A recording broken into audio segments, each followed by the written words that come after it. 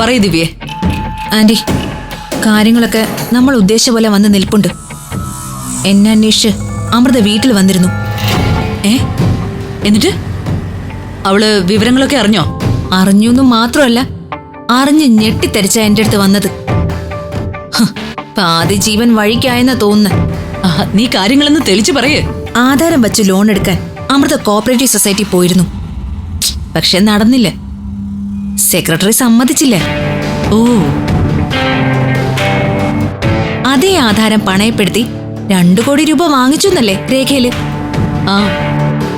അത് കാണിച്ച ഞാൻ കംപ്ലൈന്റ് സബ്മിറ്റ് ചെയ്തിരിക്കുന്നെ. എന്നിട്ട് അമൃത അത് വിശ്വസിച്ചോ?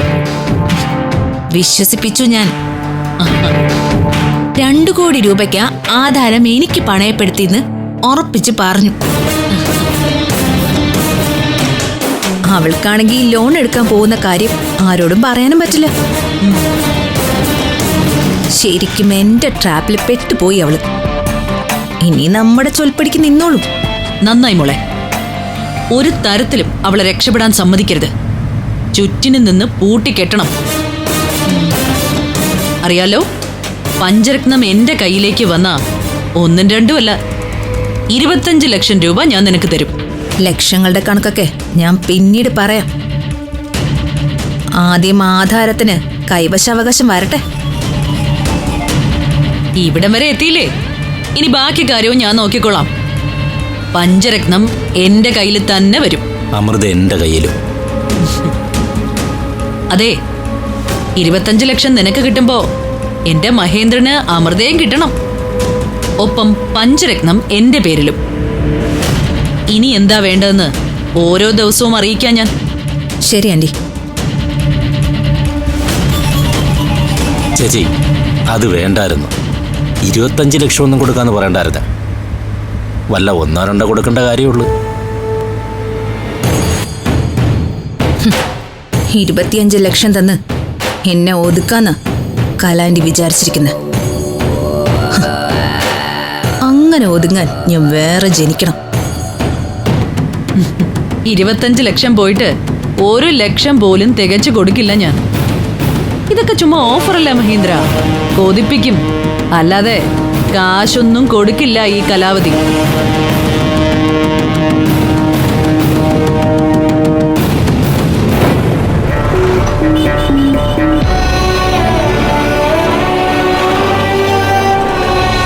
ഈ ഫിനാൻഷ്യൽ ഇയറിലെ അവസാനത്തെ കമ്മിറ്റി മാർച്ച് 5-നാണ്. അതുവരെ ഞാൻ സമയം തരാം. അതിനു മുമ്പ് ഈ കംപ്ലൈന്റ് സോൾവ് ചെയ്താൽ മതി. കമ്മിറ്റിയിൽ വെച്ച് 2 ദിവസത്തിനകം ഞാൻ ലോൺ പാസ്സാക്കി തരാം.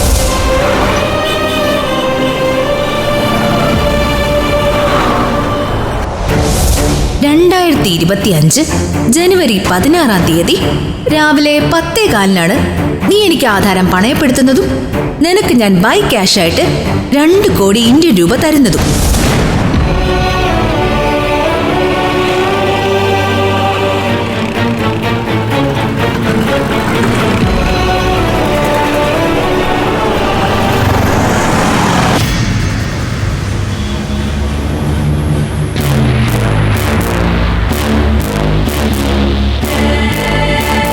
ചേച്ചി, എന്റെ അമൃതയല്ലേ പോകുന്നത്?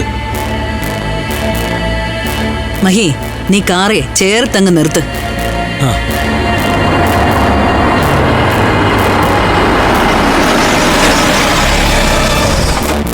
അമൃതയോട് നേരിട്ട് വഴക്കിനൊന്നും പോണ്ട.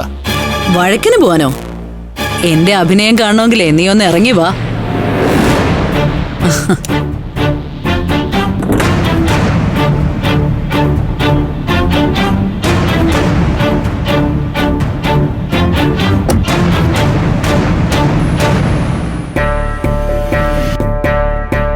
മോൾ ഈ പൊരിവേലത്ത് എവിടെ പോയിരുന്നു? ഒരു കൊടയെങ്കിലും എടുക്കാറുന്നില്ലേ? കുടയൊന്നും എനിക്ക് തണലാവില്ല.